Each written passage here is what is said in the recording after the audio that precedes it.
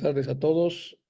Lamentablemente no puedo estar físicamente en la presentación ahora del tema de los sueños, pero les dejo una grabación para no perder el hilo de las presentaciones ahí con los titicaqueños. Entonces voy a compartir pantalla y voy a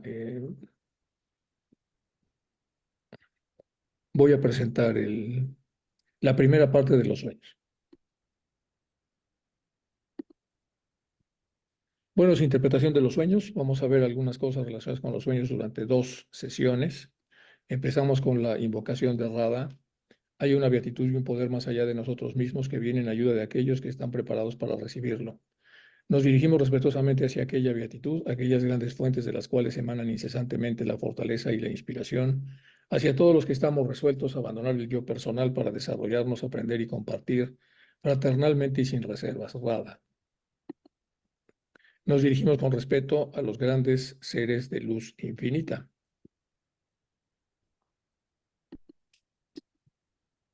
Las divinidades que ayudan a la humanidad, los amados Mahachohan y maestros de sabiduría. Pedimos su auxilio para comprender lo oculto. Permítanos trazar un puente que nos bendiga y nos facilite la inspiración apropiada.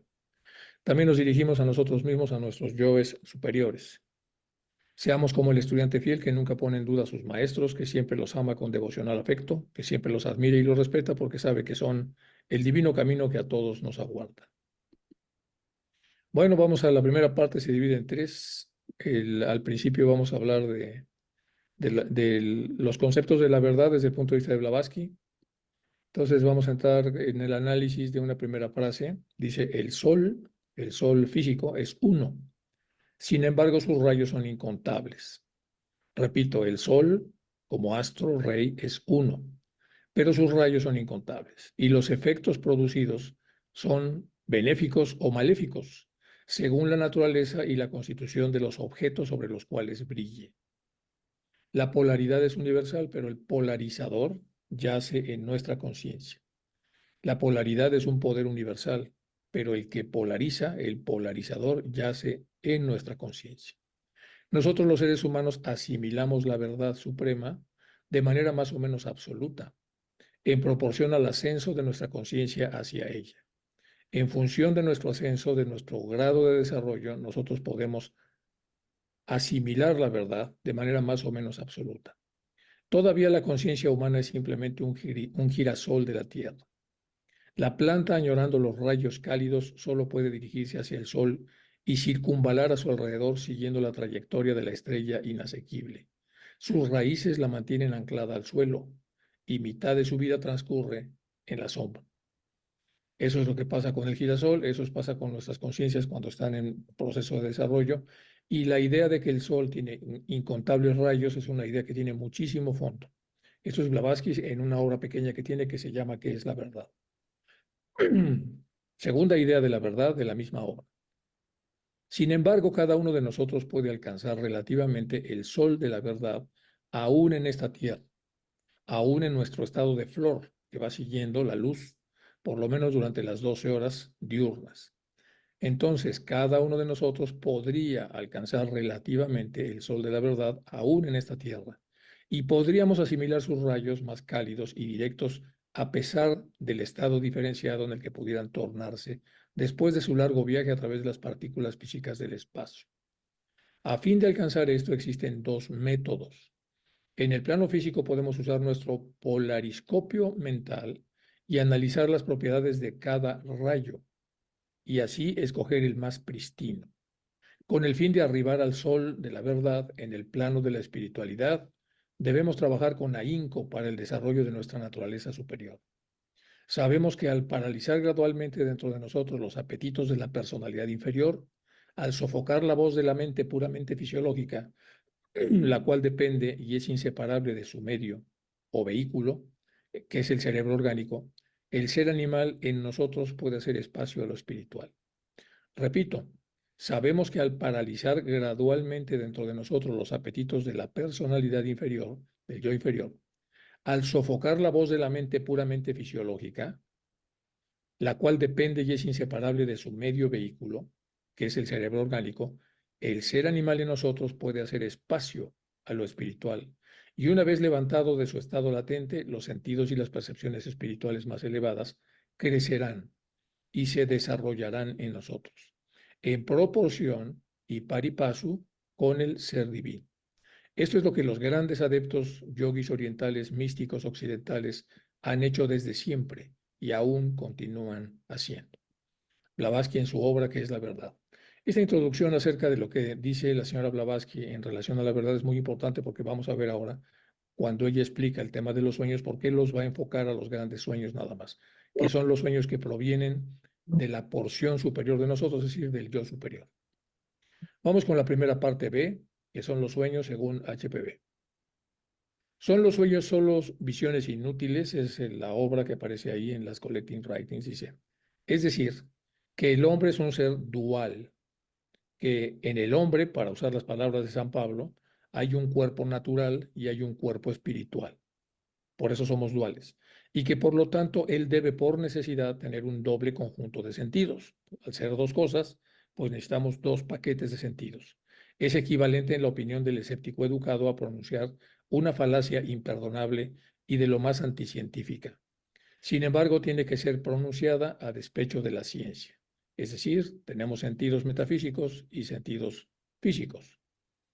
Pero es que el fenómeno de los sueños ha sido entonces estudiado tan a fondo por la ciencia materialista que ella ya no tiene nada más que aprender, dado que habla en tonos tan autoritarios sobre esa materia y tan fisiológicos y físicos.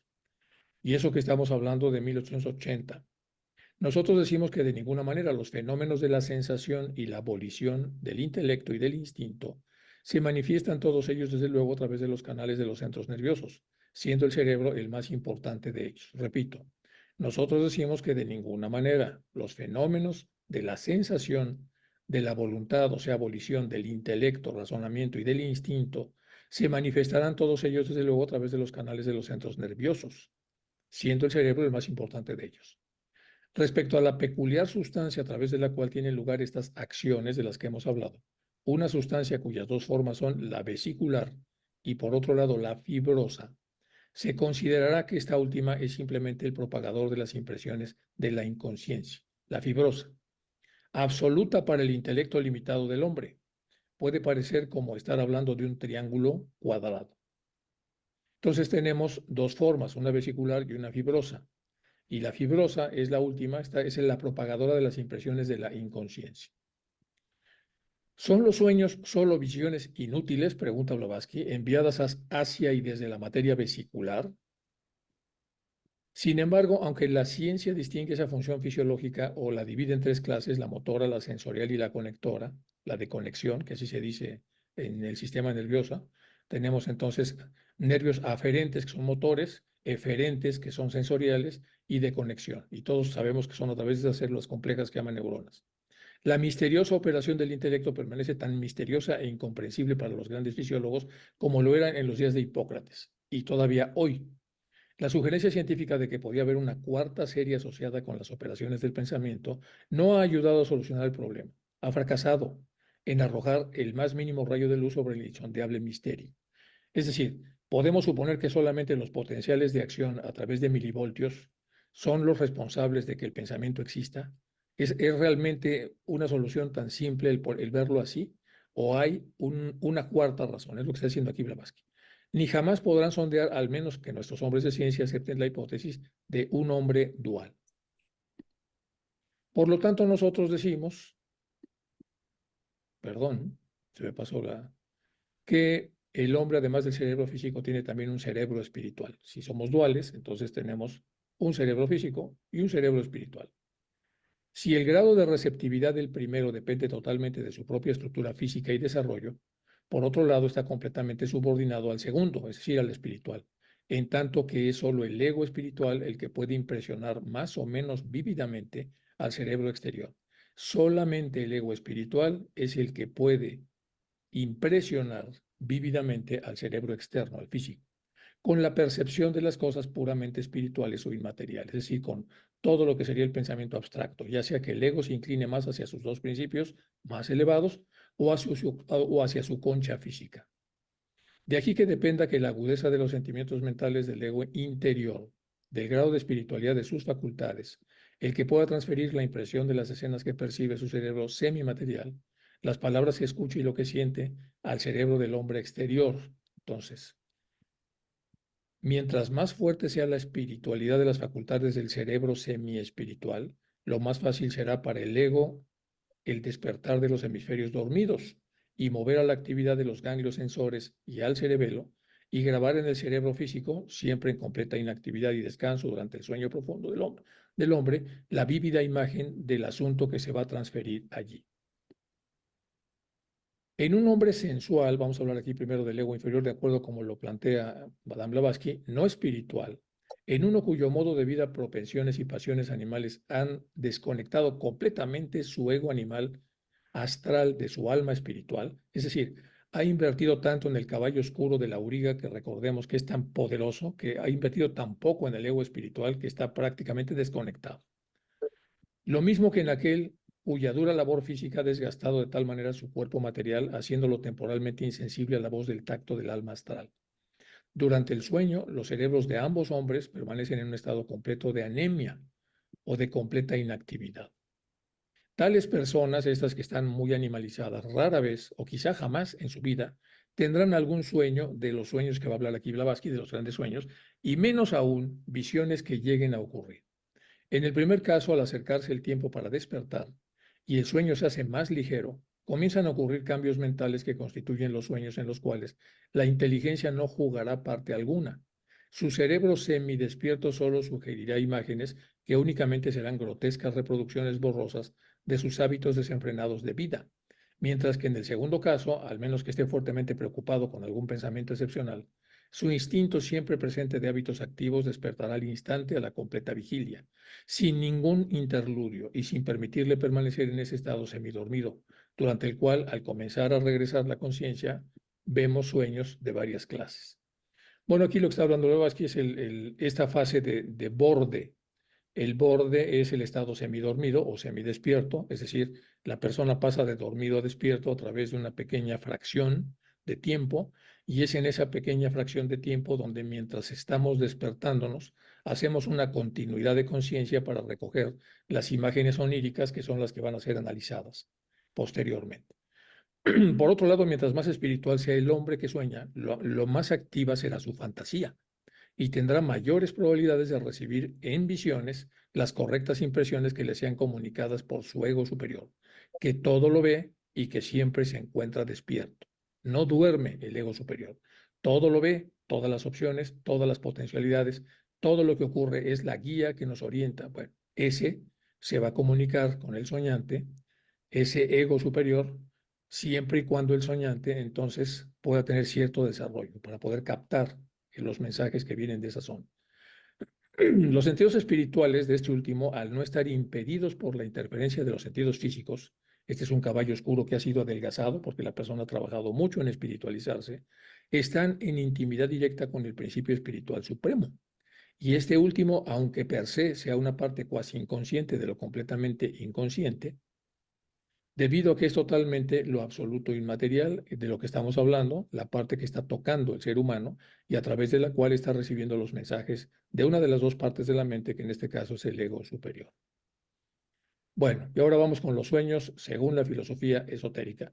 Ya vimos algunas cosas que nos ha dicho Blavatsky respecto a cómo funciona el cerebro físico, el cerebro metafísico. No ha entrado en tanto detalle, pero sabemos entonces que están los nadis ahí de alguna manera eh, relacionados con el cerebro metafísico, para que puedan llegar entonces a algunas de estas fracciones que van a ser registradas por la parte física una vez que despertamos a la parte vigílica. Más o menos ya lo ha expresado Blavatsky de esa manera. Ahora vamos con los sueños según la filosofía esotérica.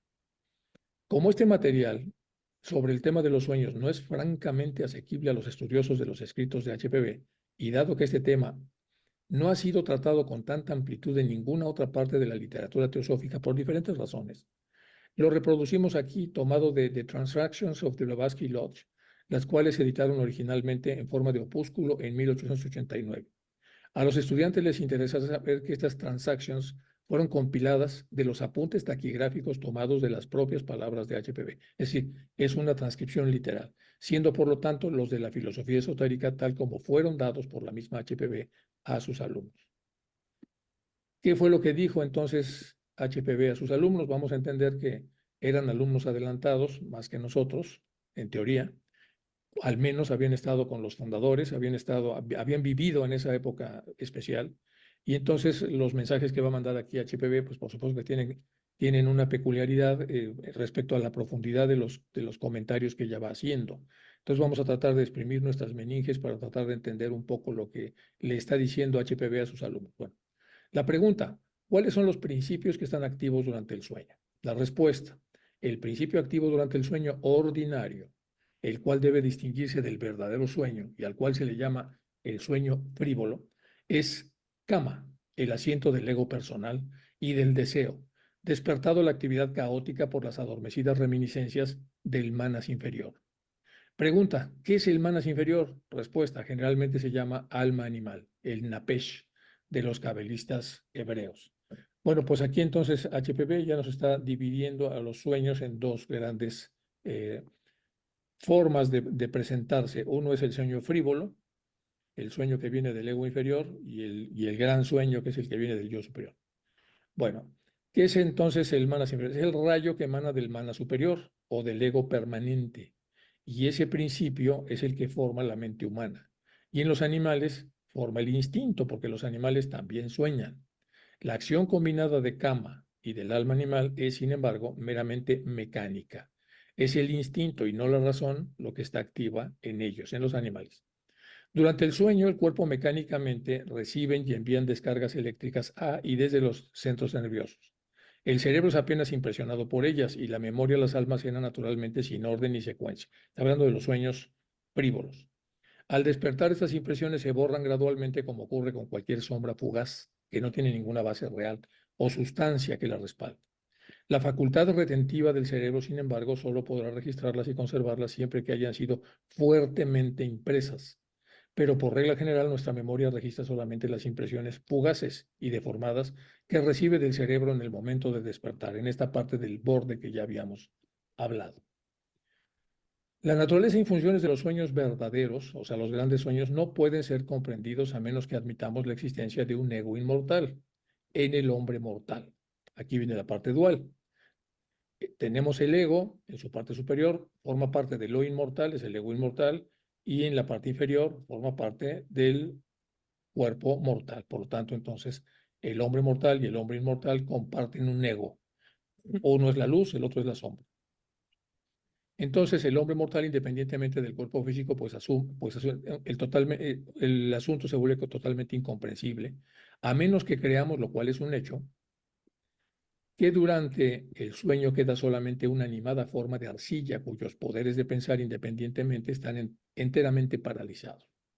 Pero si admitimos la existencia del ego superior, del yo superior, o permanente en nosotros, el cual no debe ser confundido con lo que llamamos yo superior, podemos comprender que aquello que a menudo consideramos como sueños, generalmente aceptados como frívolas fantasías, son en verdad páginas sueltas arrancadas de la vida y experiencias del hombre interno. Repito, lo que viene de arriba son generalmente aceptados como frívolas fantasías, son en verdad páginas sueltas arrancadas de la vida y experiencias del hombre interno, cuyo confuso recuerdo ha sido deformado más o menos por nuestra memoria física en el momento de despertar. Es decir, toda esta actividad pletórica de información llega al cerebro físico que está despertando en esta zona pequeña del lapso que se da entre estar dormido y despierto, y esto puede deformarlo. Eso también se sabe desde el punto de vista de los que estudian los sueños en la fisiología moderna. Entonces, a eso se le llama elaboración secundaria. La elaboración secundaria es el grado de deformación que tenemos del contenido del sueño, debido a un montón de mecanismos que bueno, ya lo estudian los psicoanalistas, que vamos a ver en la segunda parte, no en esta clase, sino en la clase siguiente.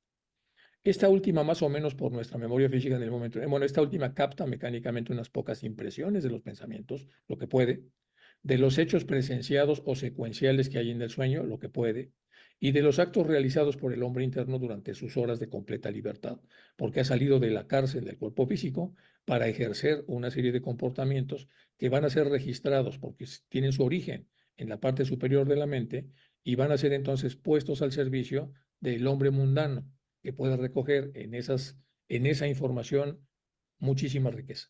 Porque nuestro ego vive, nuestro ego con mayúscula, vive en su propia vida independiente de su prisión de arcilla, todas las veces que se libera de los estorbos de la materia y eso pasa en el sueño. Como ser durante el sueño del hombre físico es ese ego el actor, el hombre real, el verdadero ser humano, el que está ahí actuando. Pero el hombre físico no puede sentir ni ser consciente durante los sueños, porque la personalidad del hombre externo, con su cerebro y aparato pensante, está hasta cierto punto paralizado. Estamos acostumbrados a utilizar el cerebro físico y el cerebro físico está paralizado, mientras entonces nosotros tenemos una actividad etérica muy importante que es el propio proceso del sueño. Podríamos muy bien comparar al ego real con un prisionero y a la personalidad física, al ego inferior, con el carcelero. Si el carcelero se duerme, porque le pertenece al cuerpo físico, el prisionero se sale, o por lo menos transpone las paredes de su prisión. El carcelero está semidormido y mira, cabeceando, todo el tiempo fuera de la ventana a través de la cual solo puede captar vislumbres ocasionales de su prisionero. Sabe que se fue, pero está medio borracho y dormido, como si se tratara de una vaga sombra que se estuviera moviendo enfrente de él. Pero, ¿qué puede percibir o qué puede conocer él de las verdaderas acciones y especialmente de los pensamientos de aquel a quien custodia? Muy poco, porque él es el carcelero y forma parte entonces del hombre impermanente, es decir, del hombre físico. Y entonces aquí incluso se han construido poesías hermosas, madrigales muy hermosos que hablan, pues no exactamente así de esto, pero sí hablan de dos aspectos que se buscan el uno al otro. Uno de los madrigales más bonitos en ese sentido es el madrigal este del beso, que dice que era un cautivo beso enamorado de una mano de nieve que tenía la apariencia de un lirio desmayado y el palpitar de un ave en agonía. Y continúa como si fuera un sueño el madrigal. Y sucedió que un día, aquella mano suave, la helada, de languidez de lirio, de palpitar de ave, se acercó tanto a la prisión del beso, que ya no pudo más el pobre preso y se escapó. Mas con voluble giro, volvió la mano hasta el confín lejano, y el beso que volaba tras la mano, rompiendo el aire, se volvió suspiro. Bueno, es una parte poética acerca de estos dos aspectos que se buscan y se unen, pero no se entienden porque pertenecen a un mismo cordón, pero de alguna manera con una diferencia muy importante. Pregunta, ¿los pensamientos del uno no se imprimen sobre el otro? Está hablando otra vez de esta parte dual de la mente. No, dice Blavatsky. Por lo menos durante el sueño, porque el ego real no piensa del mismo modo que su efímera y transitoria personalidad, es decir, que el ego inferior. Durante las horas de vigilia, los pensamientos y la voz del ego superior llegan o no llegan hasta su carcelero. El hombre físico, pues ellos constituyen la voz de la conciencia. Cuando estamos nosotros con los ojos cerrados, cuando estamos escuchándonos en un diálogo interior y la conciencia nos dice si vamos bien, si vamos mal, si estamos mintiendo, si no estamos mintiendo, si lo que hacemos es correcto, si no es correcto. Esa voz de la conciencia es del ego real. Pero cuando nos distraemos y regresamos otra vez a la mundanidad y ahora hablamos con terceras personas o con los que tenemos enfrente, entonces ahora estamos. El pensador que gravita entre estos dos centros ahora está atendiendo a lo exterior. Y aquí entonces ya tenemos una mezcla y entonces ya no tenemos la relación con la conciencia. Pero durante su sueño ellos son absolutamente la voz del desierto. O sea, bueno, en los pensamientos del hombre verdadero o de la individualidad inmortal, las imágenes y visiones del pasado y del futuro están como presente. Y sus pensamientos no son como los nuestros, imágenes subjetivas en nuestra cerebración, sino actos y hechos vivientes, realidades del tiempo presente. Son realidades así como lo eran cuando el habla, solo expresada en sonidos, no existía. Cuando los pensamientos eran cosas y los hombres no necesitaban expresarlos en palabras, porque instantáneamente ellos mismos se resolvían en acciones mediante el poder de Kriya Shakti. Este poder misterioso que instantáneamente transforma las ideas en formas visibles, el Kriya Shakti. Y estas eran estos cuerpos, y estas eran tan objetivas para el hombre de la primitiva tercera raza como los objetivos visibles que son ahora para nosotros. ¿Cómo explica entonces la filosofía esotérica? Es la pregunta, la transmisión de algunos fragmentos, aunque sean pocos, de estos pensamientos del ego a nuestra memoria física, la cual a veces las retiene. Aquí se está preguntando, bueno, ya vimos que el cerebro físico es muy diferente al cerebro metafísico, ya vimos que cuando vienen los grandes sueños hay una parte en donde se puede distorsionar parte de todo esto cuando vaya al cerebro físico, pero entonces la pregunta es, ¿cómo se explica en la filosofía esotérica la transmisión de algunos fragmentos, aunque sean pocos, de esos pensamientos del ego en nuestra memoria física porque sí las retiene y sí las recuerda, la cual a veces puede retenerlas y no todo, por lo menos una parte. Respuesta, todos ellos se reflejan en el cerebro de la persona que duerme, cual las sombras exteriores que se proyectan sobre las paredes de lona de una tienda de campaña, las cuales el ocupante ve al despertar. Vemos las sombras. Entonces el hombre piensa que ha soñado todo eso y lo siente como si lo hubiera vivido por conducto de algo, mientras que en realidad son los pensamientos, acciones del verdadero ego lo que él ha percibido vagamente. A medida que va despertando plenamente, sus recuerdos se vuelven a cada minuto más deformes, es la elaboración secundaria, y se mezclan con las imágenes proyectadas por el cerebro físico, bajo la acción del estímulo que obliga a despertar al que duerme. Estos recuerdos, por el poder de asociación, ponen en movimiento varios órdenes de ideas. Estamos hablando de 1889. 10 años después escribiría Freud su libro de los sueños, que lo vamos a ver en la siguiente sesión. Pregunta. Es difícil comprender cómo el ego puede actuar durante la noche en sucesos que han ocurrido hace tiempo. ¿No quedó establecido que los sueños, pues, no son subjetivos? Respuesta. ¿Cómo podrían ser subjetivos cuando el estado de sueño es él también para nosotros y en nuestro plano, de todos modos, algo subjetivo? Para el que sueña, dice Blavatsky, en este caso el ego, está en su propio plano.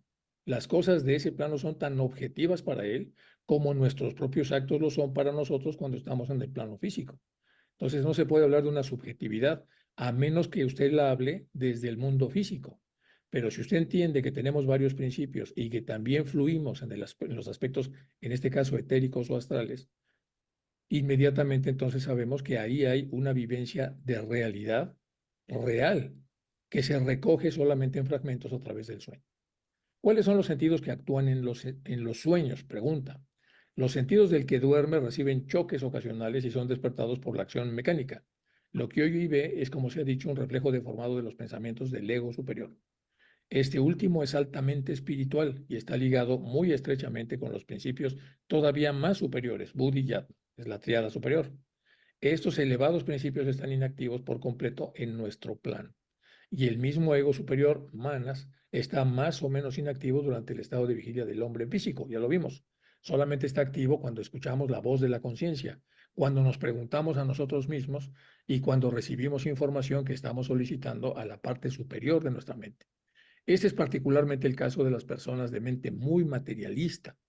Están inactivas las facultades espirituales porque el ego está tan impedido por la materia que apenas puede prestar toda su atención a las acciones del hombre, aun cuando el último cometa pecados por los cuales ese ego, cuando se reúna con su manas inferior, tendrá que sufrir de man común con el futuro. Son, como he dicho, las impresiones proyectadas en el hombre físico por este ego, lo que constituyen eso que denominamos conciencia. Repito, son, como he dicho, las impresiones proyectadas en el hombre físico por parte del ego superior, lo que constituye eso que denominamos conciencia. Y la proporción en la que la personalidad, el alma inferior humanas, se une a su conciencia más elevada o ego es que la acción del último sobre la vida del hombre mortal se caracteriza más. Al final de cuentas, todo es entonces un formato de vibración y un juego al que todos tenemos que aprender a jugar. ¿Qué relación tiene la luz astral en la casa con la memoria? Ya había una pregunta más fuerte. Hay que entender otra vez que estos son los alumnos de Blavatsky. Por lo tanto, entonces están haciendo preguntas técnicas. La primera es el tabulario de la memoria, o sea, la luz astral. Tabulario de la memoria, del hombre animal, la luz astral. La última, en la casa, es la del ego espiritual. Los sueños del ego espiritual, lo mismo que de los actos del hombre físico, están todos registrados desde que ambos son acciones basadas en causas que producen efectos. Nuestros sueños, siendo simplemente el estado de vigilia y las acciones del verdadero yo, deben naturalmente estar registrados en alguna parte. Leed el artículo Visiones kármicas publicado en Lucifer y preparad en la descripción del verdadero ego, el cual permanece sentado como un espectador delante de la vida del héroe, y hallaréis quizá algo que os llame la atención.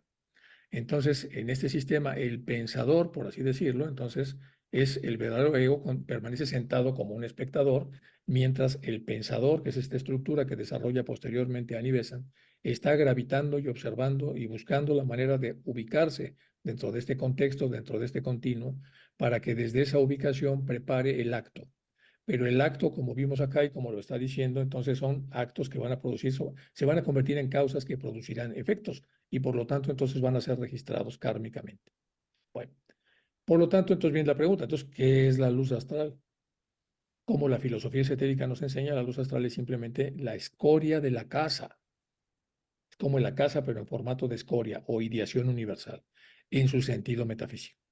Aunque invisible es, no obstante, y por así decirlo, la radiación fosforescente de la última y el intermediario entre ella y las facultades pensantes del hombre. Repito, el intermediario entre ella, esa luz, y las facultades pensantes del hombre. Son estas últimas las que mancillan la luz astral y la hacen lo que es el almacenamiento de todas las inequidades humanas y, de modo especial, de las iniquidades psíquicas también.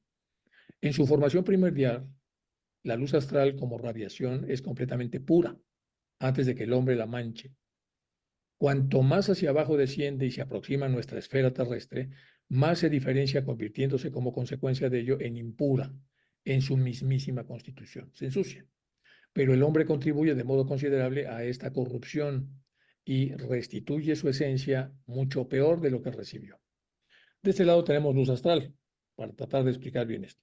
La región invisible que rodea nuestro globo, como rodea a todos los demás y corresponde como segundo principio del cosmos con K, es decir, del universo, siendo el tercero la vida de la cual es vehículo. El Linga Sarira o doble astral del hombre es una esencia sutil, visible solo para el ojo clarividente. Físicamente es el éter de la ciencia moderna. Metafísicamente y en su sentido espiritual u oculto, el éter es mucho más de lo que suele imaginarse. Acaso es la sustancia primordial erróneamente identificada con el éter, puesto que es al éter lo que el espíritu respecto a la materia. Es decir, en la casa es lo mismo, pero en su formato espiritual, como si fuera el ego superior, de lo que el éter sería como ego inferior. Es más o menos lo que explica el glosario. ¿Podría explicarnos de qué modo se relaciona ella con el hombre, la luz, y cuál es su acción en la vida del sueño? ¿Qué papel juega? La diferenciación en el mundo físico es infinita, dice Blavatsky. La ideación universal, o Mahat, la mente, si preferís, envía radiaciones homogéneas al mundo heterogéneo. Repito, la ideación universal, a través de la casa, que baja hacia Mahat, si lo preferís, envía su radiación homogénea a un mundo heterogéneo y éste alcanza las mentes humanas o personales por medio de la luz astral. Repito, la diferenciación en el mundo físico es enorme. La ideación universal o Mahat envía radiación homogénea, porque ahí no hay tanta diferenciación, de hecho no hay diferenciación, pero se la manda a un mundo heterogéneo y este alcanza las mentes humanas que están en diferente grado de evolución o personales por medio de la luz astral. Pero ambos, el mana superior y el inferior, son uno, ¿no es así? Lo son y no lo son, dice Blavatsky. Y ese es el gran misterio. El mana superior o ego es esencialmente divino y por consiguiente puro. Ningún desdoro le puede mancillar ni tampoco ningún castigo puede alcanzarle per se, puesto que es inocente y no interviene en las deliberadas transacciones de su ego inferior. Repito, preguntan, si entonces son lo mismo o no son los mismos el ego superior y el inferior. Lo son, pero al mismo tiempo no lo son. Y ese es el gran misterio. El mana superior o ego es esencialmente divino y por consiguiente puro. Ningún desdoro le puede mancillar, ni tampoco ningún castigo le puede alcanzar, per se, puesto que es inocente y no interviene en las deliberadas transacciones de su ego inferior, que es el que toma la decisión. Por eso Mahat entonces se deriva en Ahamkara, que es sentido de yoidad, y finalmente en el pensador, que es el que gravita, pero al final de cuentas es el que toma las decisiones y genera en el mundo de la causalidad, por supuesto, los efectos. Pero eso no toca al ego superior, porque el ego superior siempre será inocente, solamente es la estructura superior eterna que acompaña al ser humano y que le aconseja en la medida en la que el ser humano tenga la capacidad de contactarle. Empero, a pesar del hecho que es dual y que durante la vida el ego superior es distinto al inferior, el padre y el hijo son uno. Y entonces tenemos aquí un tema relacionado con el alma inferior fija e imprime en él tanto sus malas como sus buenas acciones. Ambos tienen que sufrir. El ego superior, aunque inocente y sin tacha, tiene que padecer el castigo de las malas acciones cometidas por el yo inferior, junto con él en una futura encarnación. Es decir, todo lo que haga el yo inferior, pues si hizo muchas cosas malas, eso va a afectar por el tema de causalidad kármica, necesariamente lo que toda la entidad encarnada a través del siguiente, es decir, del siguiente en el que vamos a encarnar, pueda padecer, y ahí sí que hay un sufrimiento mutuo porque están vinculados ambos. La doctrina de la expiación en su totalidad está fundada sobre este viejo principio esotérico, porque el ego superior es el prototipo de aquello que en la tierra es el tipo, o sea, la personalidad. Para los que la comprendan, es una vez más la vieja historia védica de Vishvakaraman, demostrada en forma práctica. Vishvakaraman, el omnividente Dios Padre que está más allá de la comprensión de los mortales, termina como hijo de Bhuvana, el Espíritu Santo, por sacrificarse él a sí mismo para la salvación de los mundos. En la filosofía hindú, el místico nombre del ego superior es Kashrehana, o sea, el espíritu encarnado, aquello que conoce y da forma a Kshetra, el cuerpo. Bueno, es una parte mitológica para poder explicarlo con 4 elementos. Averiguad la etimología del nombre y hallaréis en él el término ajá, primogénito, y también el de cordero. Todo esto es muy sugestivo y podrán escribir varios volúmenes sobre el desarrollo pregenético y posgenético del tipo y prototipo. Cristo, Kasirlahan, Dios hombre, el primogénito simbolizado por el cordero. La doctrina secreta muestra que los manasaputras o egos encarnantes han tomado sobre sí mismos voluntariamente y a sabiendas la carga de todos los futuros pecados de las futuras personalidades. Por eso es fácil entender que no es el señor A, ni el B, ni ninguna de las personalidades que periódicamente viste el autosacrificado ego, quienes son los verdaderos sufrientes, sino en realidad el inocente Cristos dentro de nosotros mismos.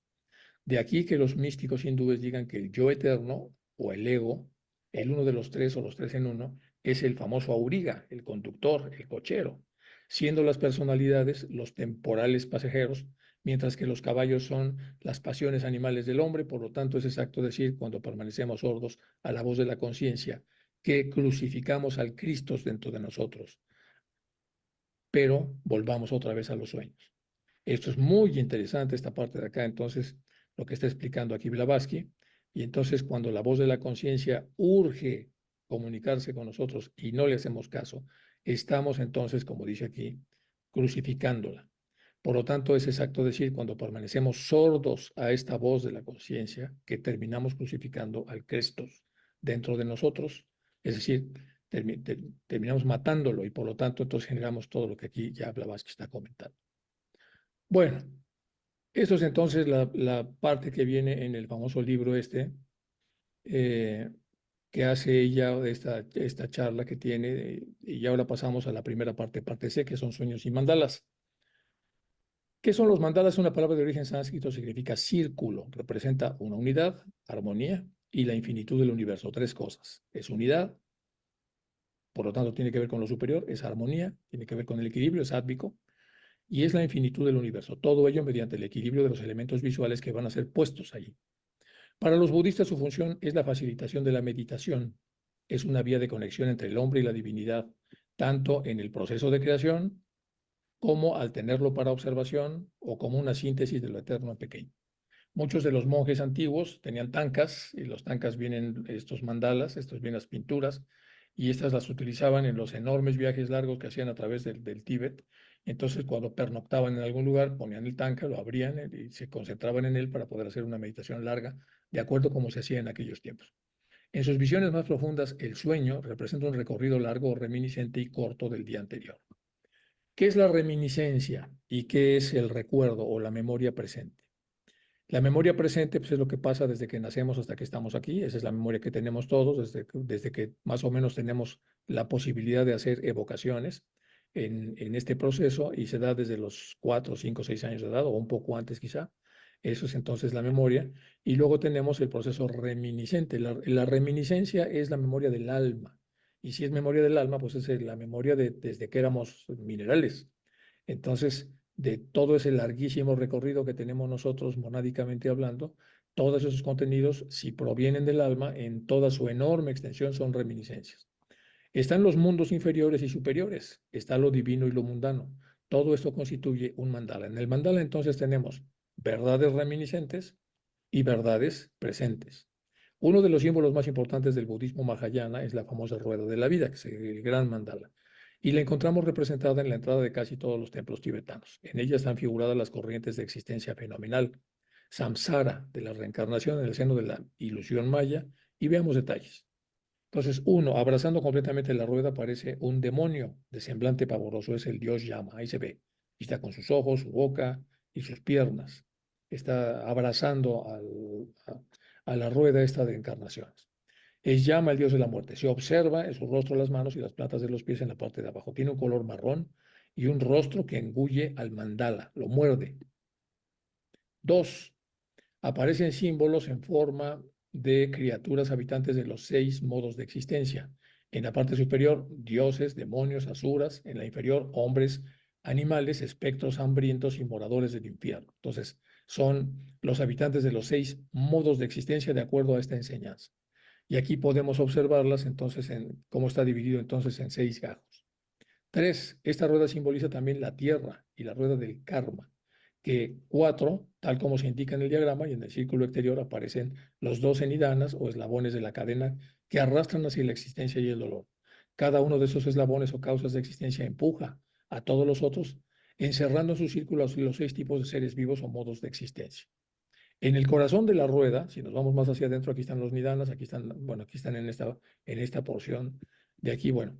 Ya en el centro, en el corazón de la rueda de experiencia y de tortura, el egoísmo que la hace girar está representada por un gallo rojo, símbolo de la pasión y el sentido de posesión, el attachment, un jabalí negro, los instintos oscuros y turbios, una serpiente verde, emblema del odio y la envidia que envenenan la vida. Son entonces los 3 grandes venenos que están aquí representados. Vean ustedes la serpiente, el gallo rojo y el jabalí negro. Bueno, eh, estos 3 animales se muerden mutuamente sus colas formando un círculo. La fuerza que lleva al odio y al hierro de la oscuridad y que genera nuevos deseos. Bueno, en el círculo externo de los nidanas o causas de existencia hay varios símbolos, 12. Empiezan con una mujer ciega que simboliza la ignorancia, luego un alfarero que significa cómo modelamos nuestro futuro, la importancia de los sentidos, sobre todo el tacto, una flecha en un ojo que representa el apego a los sentidos a la vida, las ganas incesantes de no abandonar el plano físico, más adelante la muerte simbolizada por un hombre que carga un cadáver y al final la mujer embarazada que simboliza la futura encarnación. Todo eso está representado alegóricamente en el círculo. En el reino de los dioses, Avalokitesvara, que es el dios que mira hacia abajo, aparece con un instrumento musical, un laúd, para que la música que toque despierte el Dharma y a los dioses, la parte buena, la bienaventuranza. Este es aparece aquí la explicación, en esta dice el mandala de la vida, de la entrada de la gompa mayor en el monasterio de Copán, pero en realidad está en prácticamente todas las gompas que existen en el mundo Mahayana. Ahora viene el sueño. ¿Cómo analizamos un sueño en relación a estos principios? Nosotros podemos ver entonces, cuando estamos ayudando a un soñante y usamos este approach para tratar de interpretárselo, tratamos de ver entonces si hay símbolos de pasión y sentidos de posesión, attachments, en la historia del sueño, del soñante. Si hay un jabalí negro, instintos oscuros y turbios están pasando ahí, que pueden estar velados o simbolizados. Y una serpiente verde, que es odio, envidia, que envenena la vida. Bueno, esas cosas se pueden analizar. Y después vemos los nidanas, si hay oscuridad, si hay falta de reflexión, si hay, o sea, los otros elementos que ya hemos comentado. Y en realidad entonces usamos la rueda de la vida con el dios llama detrás para ver entonces cuáles son los mensajes que está enviando el sueño para que la persona tenga más autoconciencia y sepa de alguna manera cuál es el estilo vibracional que el sueño está indicando que la persona ya está sintiendo o que está a punto de sentir o que no ha superado completamente en el proceso de perfeccionarse o de hacerse más, de orientarse más a su propio desarrollo.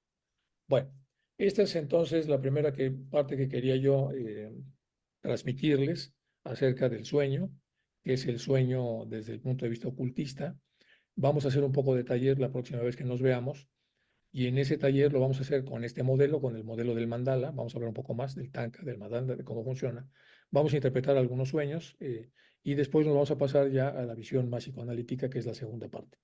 En la segunda parte vamos a ver la interpretación de los sueños de acuerdo al psicoanálisis y vamos a ver obviamente la obra de Freud, que se escribió 10 años después de lo que acabamos de ver hace un momento, y luego obviamente algunos otros formatos de interpretación de sueños que tienen que ver con autores más contemporáneos. Bueno, por mi parte es todo en esta primera sesión de sueños. Entonces voy a dejar de compartir y bueno, pues muchas gracias por la atención que tienen ustedes para los titicaqueños. Quedamos que íbamos a tener mensualmente encuentros hasta que venga el siguiente encuentro en el lago. Y ahora nos toca hablar de los sueños, que podrán ser dos sesiones y quizá tres, según el interés que despierte y la profundidad a la que podamos llegar. Una disculpa por no poder estar en vivo entonces para esta sesión, pero por favor tomen nota de lo que aquí vimos y la próxima sesión nos vamos a meter entonces con un poco de taller y también vamos a empezar con el libro clásico el libro clásico de Freud y algunas otras aproximaciones que hay acerca de la interpretación de los sueños. Bueno, muchísimas gracias chicos y entonces nos vemos dentro de 8 días. Hasta luego, que les vaya bien.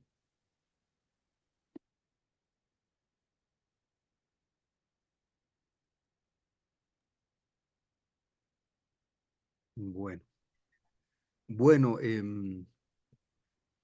gracias por su participación.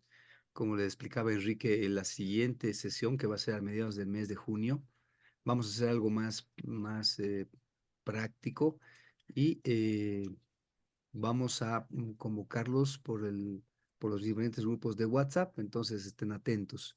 Si tienen algún sueño en especial o alguna pregunta, les pedimos que la hagan ahora para que le hagamos llegar a Enrique. A ver.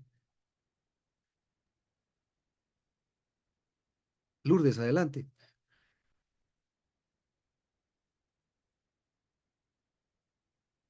Estás sin micrófono, Lourdes.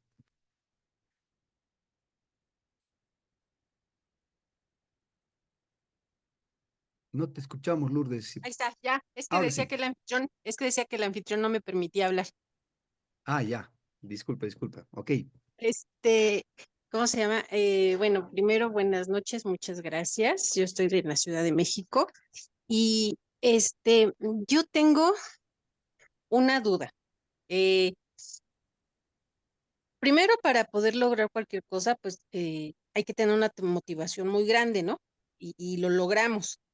Entonces comencé a realizar, bueno, en esta pandemia yo perdí a mi padre, ¿no? Y pues no me pude despedir. Esa fue mi motivación.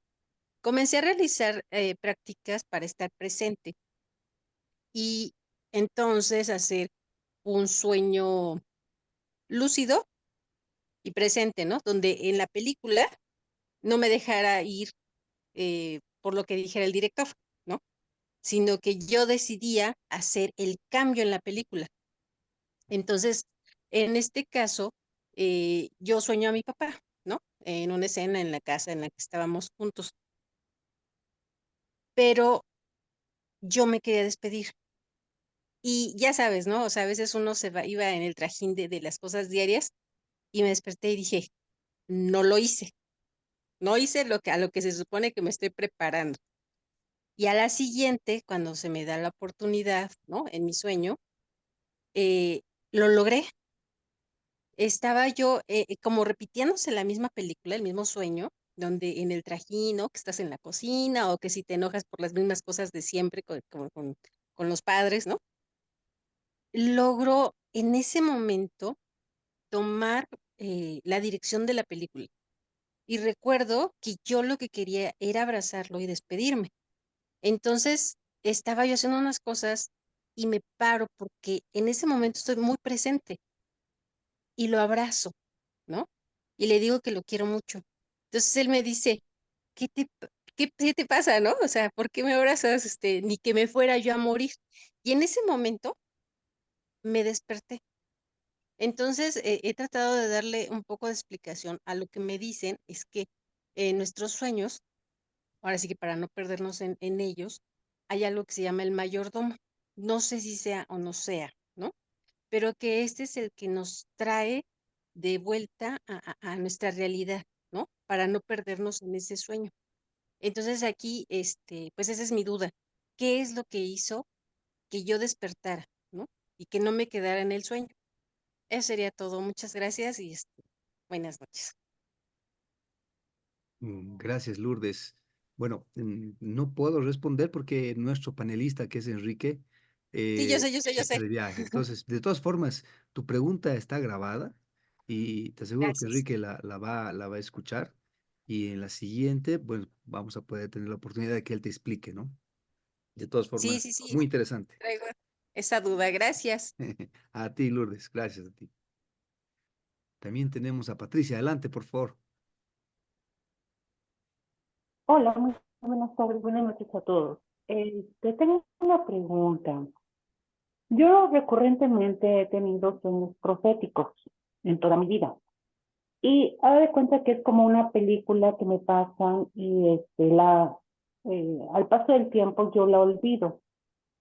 Pero cuando llega el momento de que se haga realidad, me brinca así como una especie, otra vez de esa película que yo ya había visto en mis sueños y que me conecta con esa situación.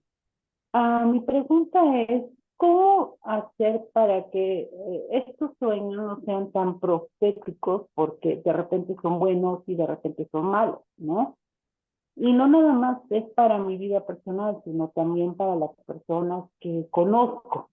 Entonces llega un momento en donde sí se mete el temor, el miedo y obviamente la frustración, porque no, a veces los puedo decir y a veces no, ¿no? Entonces, pues al final de cuentas, cuando algunas personas se los he dicho, me han dicho, pues estás loca, no va a suceder, ¿no? Y cuando suceden, pues me dicen, pues eres bruja, ¿no? Entonces, es un poquito medio raro en este sentido, porque en toda mi vida ha sido eso. Gracias. Ok, Patricia, quedó grabada la pregunta. De todas formas, como escucharon a Enrique, él explicaba que es el sueño en el que el ego superior se permite hablar. Yo creo que hay algo importante que debemos meditar en eso, ¿no? Excelente, Patricia, gracias. Rosa, me dejaste tu número de móvil, te vamos a incluir en los grupos para que puedas tener acceso a este tipo de charlas. No, Ok. Chuy, ¿no tenemos Sí, algo más, sí, Chuy? sí, es lo que te iba a decir, las personas que no están dentro del chat, de los que se manejan, donde tanto Isaac como Enrique, por ahí nos pueden hacer sus preguntas, que nos dejen aquí su número telefónico y su clave de su país. También por ahí les puse en el chat de aquí de Zoom el correo electrónico, también donde se pueden hacer las preguntas o sugerencias tanto a Enrique Rey como a Isaac también. Y pues ahí estamos. Si se quieren que los demos de alta, pues con los números de su celular, ¿no? Correcto. Sí, Chuy, Rosa ya me mandó el número de móvil. Ah, ok. Te lo paso para que la podamos incluir.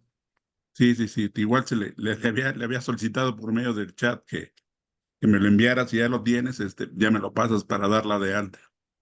Claro que sí. Y para informarles, les vayamos informando de los diferentes pláticas o talleres que se dan. Pues ahora sí, no nada más aquí en Sudamérica, sino en Centroamérica, en México, en España, en la India, en ADIAR también tenemos contacto con ellos y por si quieren tener un breviario ahí de varias charlas por todo el mundo. Excelente. Carola también ya nos mandó el número. Ah, sí, aquí veo un Carola también, sí. Muy bien. Ahí es de aquí de México. Ahorita la doy de alta. Gracias. Con gusto, Carola. Bueno, creo que no hay más preguntas y ya tendríamos que cerrar la sesión. Carolina, no sé si hay más preguntas ahí también. No, no, Carolina. no, no, hay Ah, bueno, solo, bueno, y nada más todo, Lourdes. es muy interesante la charla, solo comentarios de agradecimiento. Excelente. Pero Lourdes.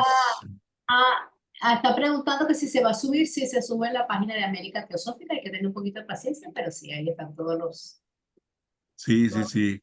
Ahorita unos minutos más voy a subir uno de los videos de las herramientas. El otro hubo un problemita, el anterior de estas de 2 semanas hacia atrás.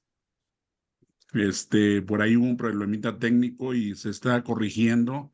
Ahorita Enrique por ahí me va a hablar mañana y vamos a ver cómo le hacemos porque no hemos podido resolverlo. A lo mejor va a tener que grabarse otra vez, así como lo hizo este que nos presentó el día de hoy. A lo mejor lo vuelve a grabar y ya me lo envía para poder editar y ya lo subiremos. Pero ahorita el de la semana pasada, ahorita se va a subir. Pero mientras tanto pueden, si no han visto, volver a ver los 4 primeros que están. Así Que no es. está Así de es. para echarle la repasadita. Ajá, Está ajá. muy bueno, sí. Sí. Bueno, Ay, no puedo grabarlas, y ya tenemos 4 teléfonos, Chuy, te los paso en Ok, perfecto. cuanto nos pongamos en contacto.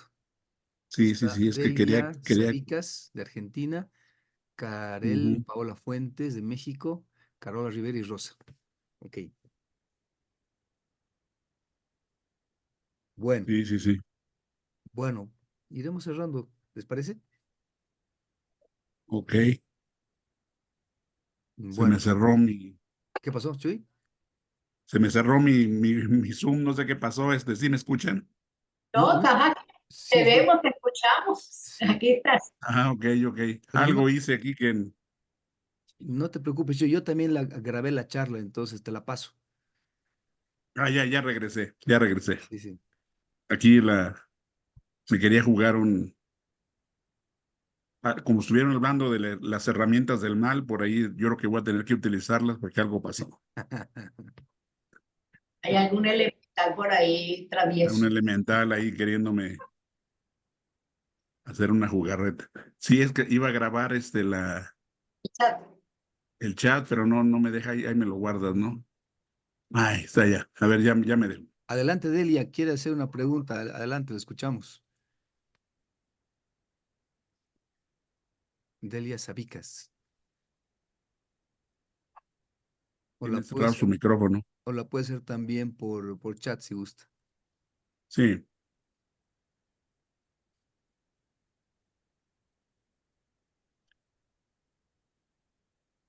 no te escuchamos, Delia. Ay, Ahora Ahora, sí. bueno, quería preguntar, para interpretar un par de sueños, sí, significativos, y no, disculpen, pero ya me parece que les estoy robando mucho tiempo al equipo, a ustedes, así que lo voy a tratar de hacer breve, si me permiten. Uno, se trata de recurrentes sueños de que me tengo que ir, que me voy. Eh, y no precisamente como que me refiriera, no tiene un fondo de preocupación o de temor a la muerte, no lo hay, pero sí como una urgencia de irme. Y, por ejemplo, un sueño significativo es andar en un vehículo de transporte, en un ómnibus, y, y como que dentro del sueño me dicen, bueno, se acabó el ómnibus, llega hasta acá nada más y tienen que bajarse, o sea, no hay más. Cuando me bajo del ómnibus me encuentro que he llegado a un cerro muy grande, eh, pero que en realidad no es más que un acopio de basura, o sea, de desechos, de material en desuso, de chatarra, ¿no? Y bueno, veo que hay gente y todo, pero desordenado, cosas que no sirven, digamos. Hay una persona que me ayuda, me explica un poquito, una mujer que no conozco, pero que amistosamente me explica en qué situación estoy. Y entonces después ella se va y yo decido que, bueno, que hay que hacer ahora, hay que irse de acá. Lo cual significa, me pongo a caminar y es que estoy en la parte de arriba de ese cerro. Y tengo que ir bajando y bajando y bajando, alejarme de todo esa cantidad de cosas acumuladas, ¿no? Que hay ahí. Y hay niños jugando y yo trato de bajar, sí. Y llevo un rato largo caminando. Bueno, eso significa, es el sueño ya relatado. Y al final de todo, es que como que dentro del sueño yo iba, o sea, iba en el ómnibus y me quedé dormida en el ómnibus, ¿no? Y el ómnibus me llevó hasta allá. Y es del año pasado, pero después este año tuve otro sueño hace poquito que engancha con aquel, ¿no? Así que bueno, les agradezco, no quiero entrar en el segundo sueño, es interesante nada más. Muchísimas gracias. El tema del contenido nuestro en las muchas horas que pasamos de descanso me parece muy importante conocer, ¿no? Creo que es de una gran ayuda para nuestro conocimiento, autoconocimiento, equilibrio interno y demás. Muchísimas gracias nuevamente. Gracias a ti, Delia. Sí, con mucho gusto se los pasamos tanto a Enrique. Por ahí nos hacen una pregunta que qué podemos hacer para recordar los sueños. Bueno, pues ahora sí es de cada quien. No hay una receta para poder recordar los sueños. Lo que comentan es que si en el caso de un sueño, pues ahora sí que hay que tener luego levantarse y escribirlo o grabarlo. Ahora en este caso, pues grabarlo para poderse recordar de él, porque pues, como son minisegundos los que a veces es el sueño, pero para nosotros es toda una película. Entonces la idea es que lo escribamos o en este caso pues grabarlo para que sea un poquito más rápido. Es lo que comentan para poder recordar más y tenerlo más presente de lo que fue el sueño. Es una de las recomendaciones, tanto hace Isaac como Enrique también. Delia. Correcto. Muchas gracias. No, de que se lo pasaremos este que nos comentas, se los pasaremos a Enrique Hay algunas personas que recomiendan, Gracias. en el momento que soñamos, nuestros cuerpos sutiles salen, ¿verdad? Entonces queda solamente el cuerpo físico con dos partes de los éteres, el químico y el físico, que son los que se encargan de toda la asimilación en el cuerpo, ¿verdad? Y el claro funcionamiento. Entonces cuando dormimos y inmediatamente nos despertamos, lo que se dice, o sea, no lo tomes como cierto, es lo que he leído, pero es lo que se dice, que apenas te despiertes, no te muevas. Te quedas ahí tranquilita, tranquilita, porque cuando te mueves de repente, cuando vuelven tus cuerpos sutiles, no le da chance al cerebro físico de asimilar lo que hiciste en los planos astrales, que generalmente al plano que por el nivel de conciencia vamos. Claro, hay otras personas que llegan a planos mentales y planos muy altos, pero eso lo va a diferenciar el grado de conciencia o el nivel de evolución que tengamos cada uno. La mayoría de la humanidad solamente nos limitamos al plano astral y muchos a los niveles inferiores o quizás a los niveles medios. Entonces tú lo que llega es que no te muevas.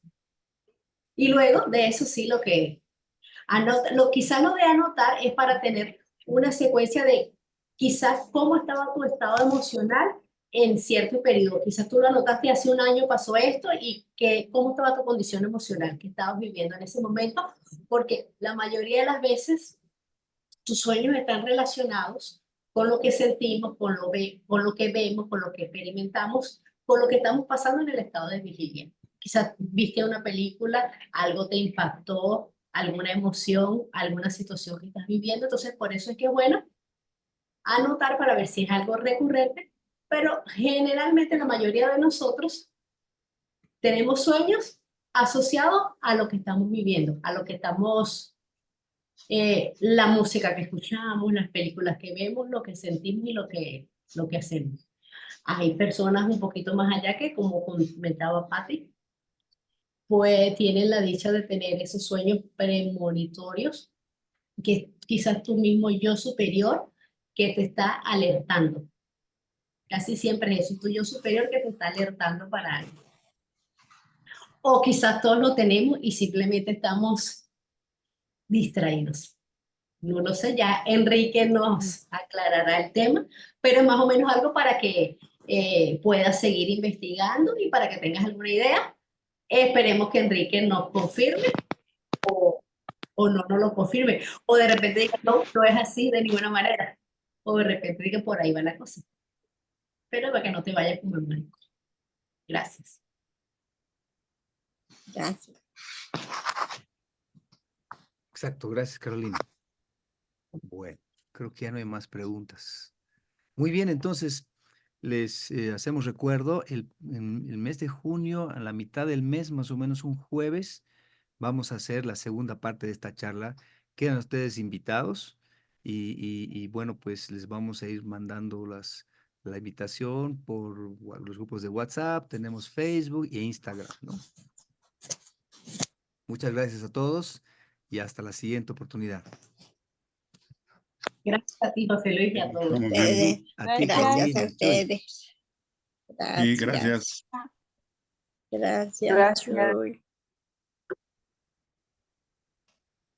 Y yo que hable mañana con Enrique, le digo que se lo envío, le envío las preguntas o